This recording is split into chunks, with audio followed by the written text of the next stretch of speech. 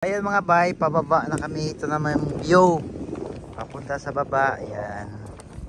Ayan mga bay. So, very nice. Ang ganda po niya talaga, no? So, this is Switzerland sa Adem. Ayan. So, yung baka, nagtatawag na naman. Bading! Bading! Tinawag na mas bading ng baka. So, pupunta kami maya dyan sa, ano na yan, ha? Lake na yan. Ganda ng lake nila dito, blue na blue. Ano ba ano talaga malinis kasi dumadalo yung tubig mga bay. So, kung naririnig nyo yung kumikiling-kiling, akala ko ano yan, ano pala yan? Yung mga baka, may kiling-kiling yung mga baka dito, yung isang baka. Pag ibang kulay yung baka, nilalagyan na ng ano, kiling-kiling. Ang ganda, super. Woo!